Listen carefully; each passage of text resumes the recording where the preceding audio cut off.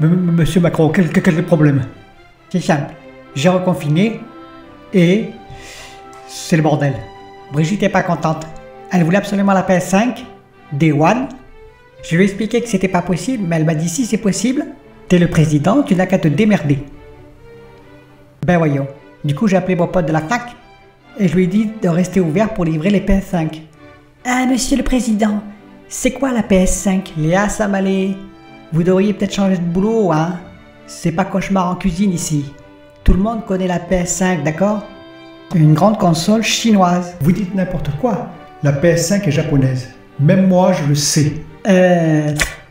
Écoutez, tous les deux là, vous commencez à me gonfler sérieux. Voilà, hein? Faut arrêter de m'emmerder avec tout ça, hein? Brigitte, elle veut sa console, d'accord? Elle l'aura, point final, vous avez compris? J'ai le boulot fermé là. Confinement ou pas, j'ai pas le choix.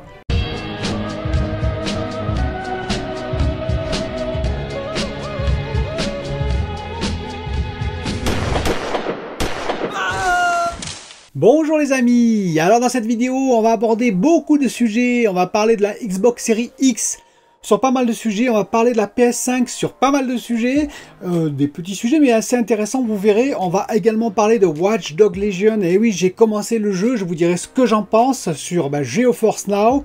Et on va parler surtout et en premier évidemment de confinement et donc des répercussions que ça va avoir sur la réception de la next-gen pour vous, hein, parce que moi, comme vous le savez, je la recevrai malheureusement plus tard.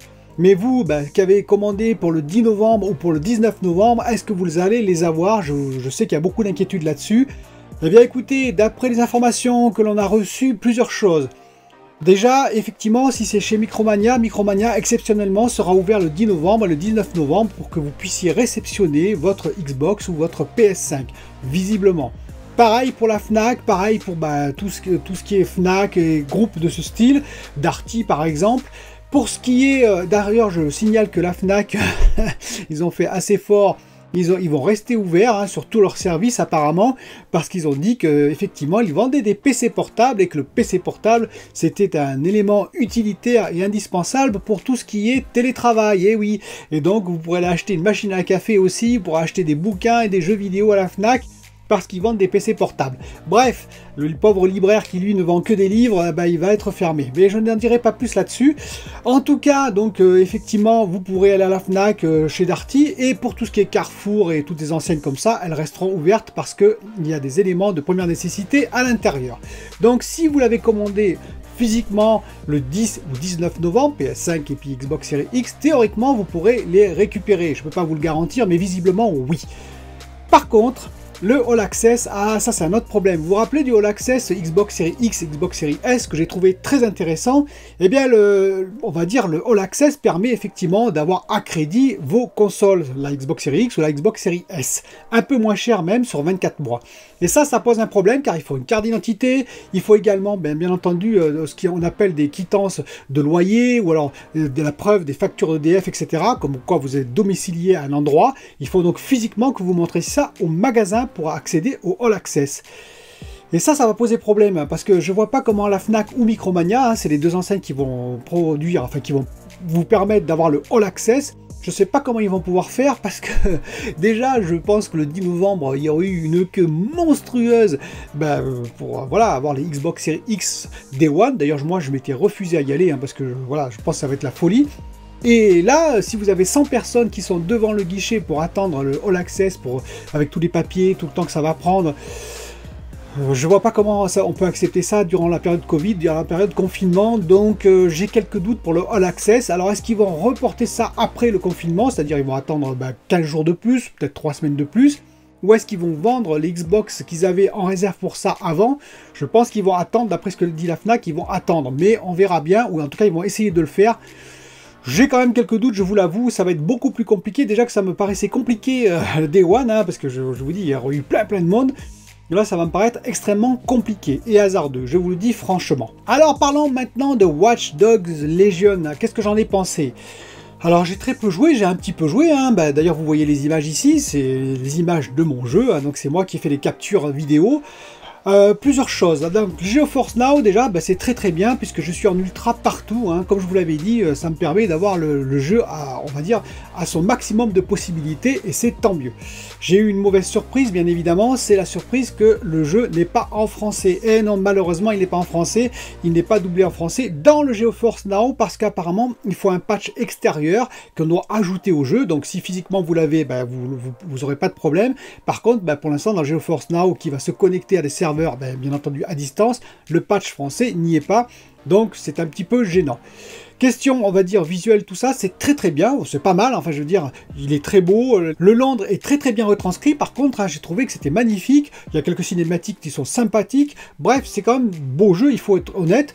Après, en termes de gameplay, ben, je vous en dirai plus tard, j'ai joué juste 2 heures, donc c'est pas grand chose, on peut pas juger un jeu comme ça sur 2 heures, hein. Il faut quand même des heures et des heures de jeu pour vraiment juger le jeu, je dirais que ça se démarre pas trop mal, voilà.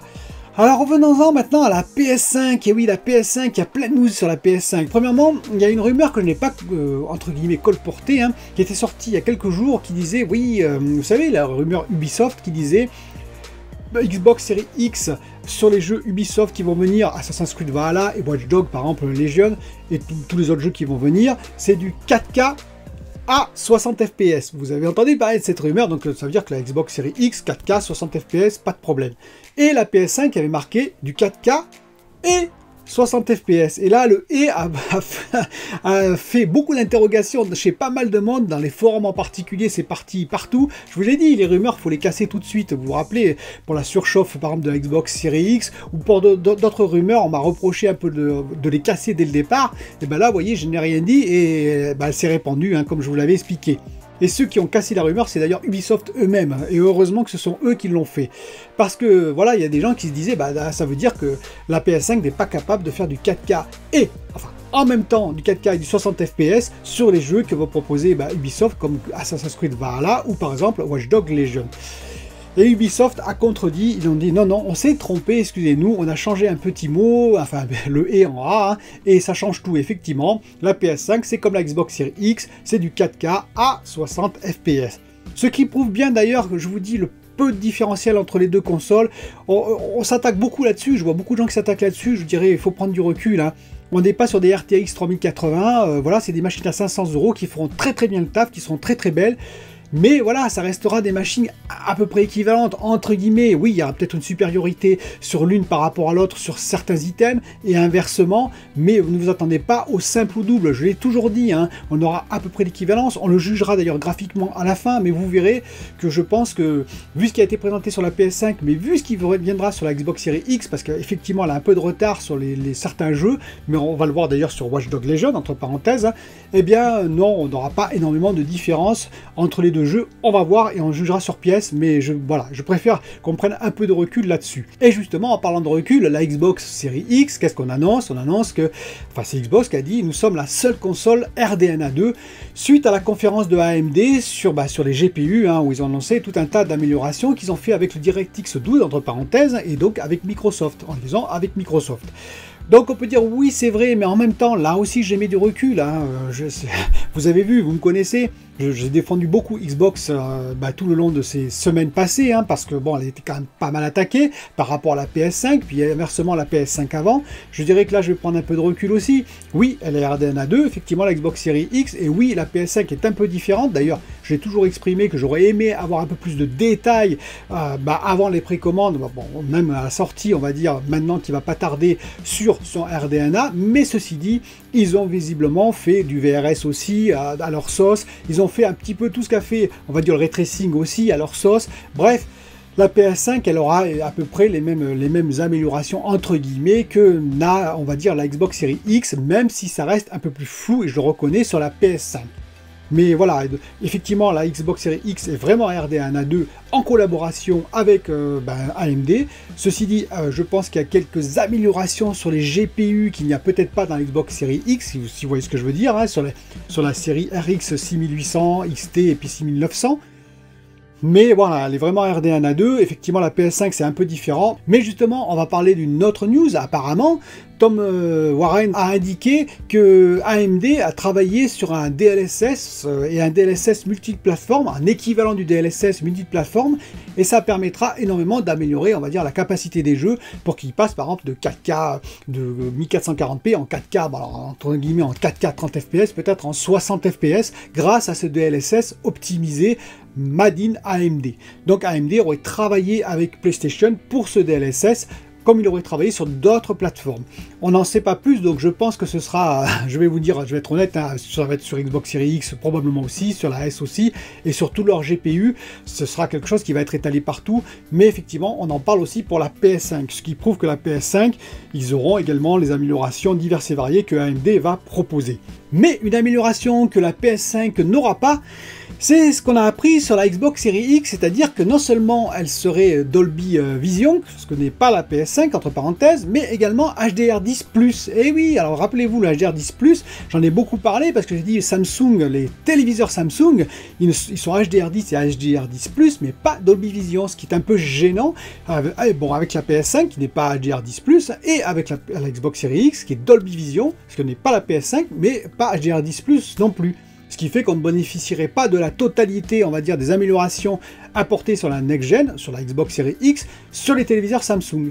Ça semblerait être contredit, puisqu'apparemment, effectivement, la Xbox Series X serait également HDR10+, au moins, on va dire, pour tout ce qui est film, série, bon, pour tout ce qui est compatible HDR10+, en termes de Blu-ray, par exemple.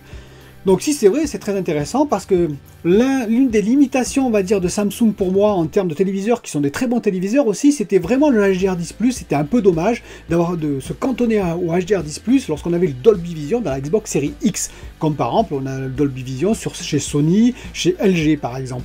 Et donc chez Samsung, on ne l'avait pas, et ça c'était vraiment dommage. Mais s'il y a le HDR10+, sur la Xbox Series X, et S, donc probablement, eh bien vous aurez donc la totalité des téléviseurs à votre choix, et ça c'est pas si mal. Donc c'est une information à vérifier bien entendu, mais ça a l'air exact, et donc c'est pas si mal, je dirais que j'étais assez surpris de l'information. La dernière info que je vais donner, bah, c'est la démo que j'ai vue de Demon's Souls. Eh oui, Demon's Souls.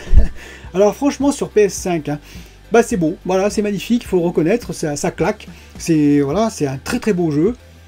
On approche quand même de la next-gen, là, on peut le dire quand même, il faut être très très honnête. En termes de visualisation, en termes de gestion de lumière, en termes de qualité de texture, en termes surtout, bah, je dirais, d'animation, de monstres, c'était fou. C'est juste fou. Après, ça reste du Demon's Souls. Je dirais que Demon's Souls, voilà, quoi, c'est difficile, quoi.